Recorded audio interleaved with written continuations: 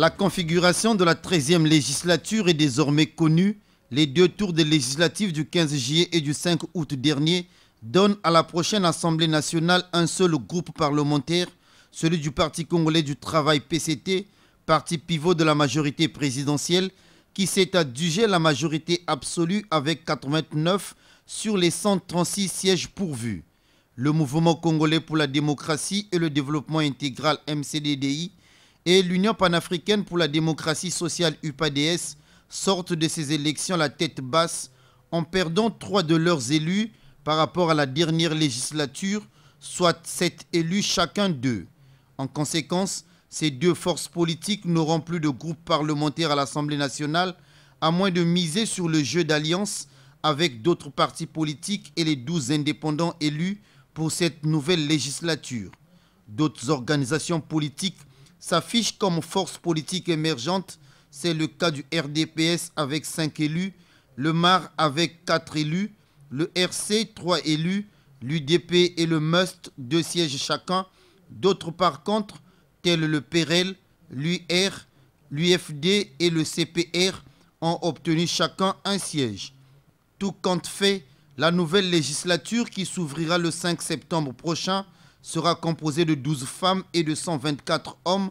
En attendant, l'administration devrait se prononcer sur les 3 circonscriptions dans lesquelles le vote n'a pu se tenir à cause des explosions du 4 mars dernier.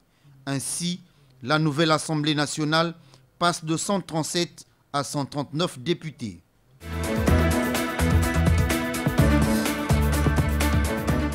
Anjara Joël est rentré hier de nouveau les mains vides. Il n'a pu décrocher aucun accord avec son rival, l'ex-président Marc Ravalomanane. C'était le deuxième face-à-face entre les deux hommes aux Seychelles.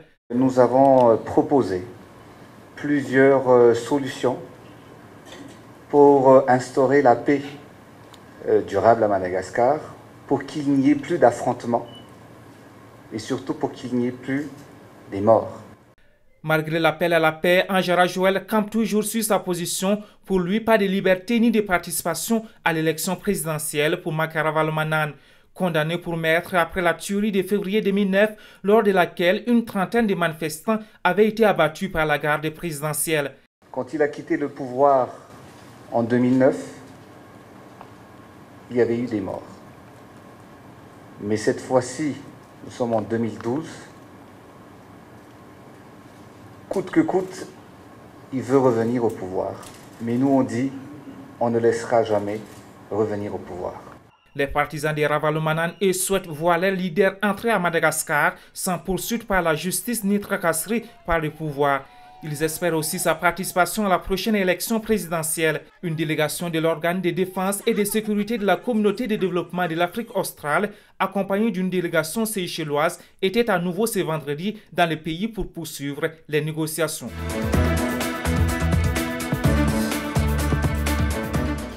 Les grévistes de la ville de Fria en Guinée-Conakry sont dans une situation précaire depuis le début de la grève le 4 avril dernier. Cela fait 5 mois qu'Aïssatou et son mari vivent sans salaire. Ils sont tous deux employés de l'unique usine de la ville. Leur décision de faire grève pour de meilleures conditions de vie est aujourd'hui lourde de conséquences. Les repas sont de plus en plus maigres et pour la première fois, les enfants passent leurs vacances à la maison. Tout ce qui était dans la banque, tout est sorti. On a tout mangé. Tout est là, c'est dur maintenant. Le quotidien est extrêmement dur pour nous.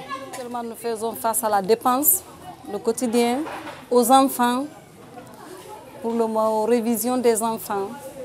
Parce que n'oubliez pas que c'est les vacances, les enfants doivent faire des cours de révision. La situation est si intenable que l'hôpital de l'usine est dans l'incapacité d'assurer les premiers soins par manque de matériel. Aujourd'hui, nous sommes obligés de faire même des prescriptions pour des césariennes, et des accouchements. Et même pour les enfants des tout petits, nous sommes obligés de faire des prescriptions parce que vraiment, on n'a pratiquement rien. Pratiquement rien. Les consommables, les gants, les produits pharmaceutiques, et même des solutés quand on a besoin, on est obligé de prescrire pour les malades. C'est eux qui honorent les ordonnances, ils reviennent, nous faisons le traitement. La ville de Fria s'est développée autour de l'usine d'Alumine. 120 000 habitants en dépendent.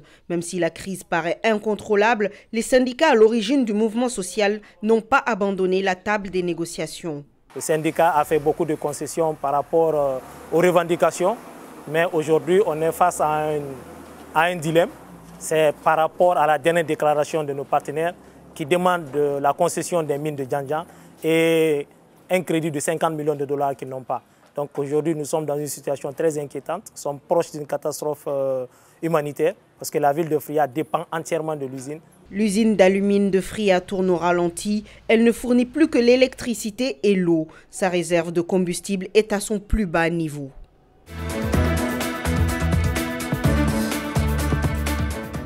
« 8 août 1914, devant cette pagode ancien palais du roi martyr des Douala, Rodolphe Douala Mangabel est assassiné par les Allemands.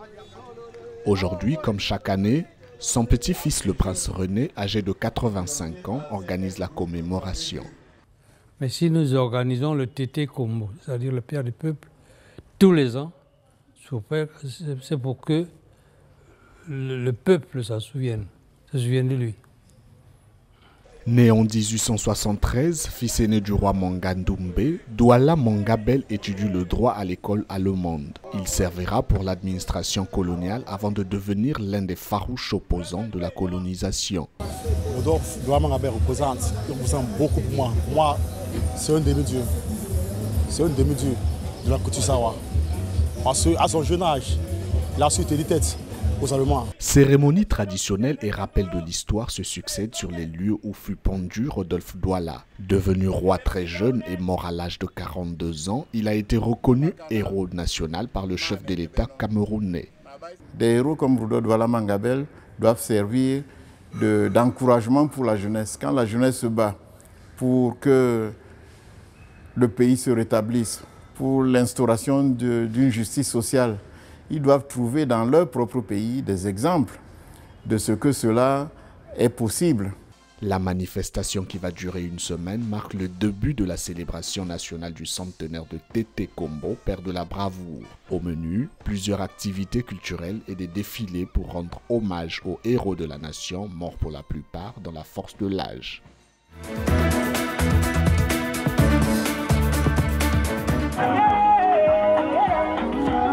Du 25 juillet au 8 août 2012 a eu lieu l'exposition internationale annuelle à Kigali.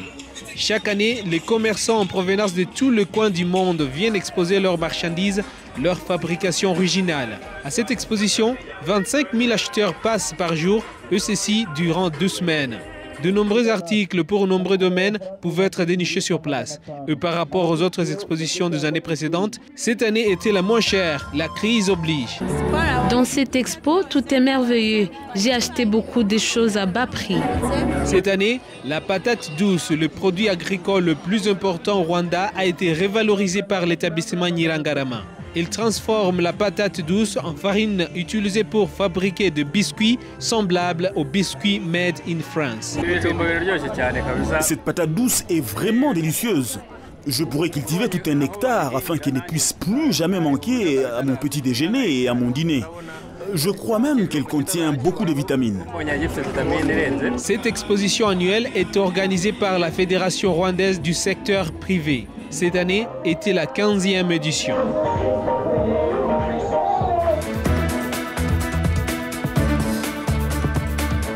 Avec 80 000 visiteurs au compteur, le village olympique Afrique se révèle être l'un des plus populaires à Londres. Sur la liste des exposants, des dizaines de pays du continent qui font la promotion de leur culture et de leurs sportifs. Mais aujourd'hui, les portes sont fermées au grand désarroi des participants. L'exposition est terminée. Cela représentait une opportunité pour nous de faire valoir notre culture.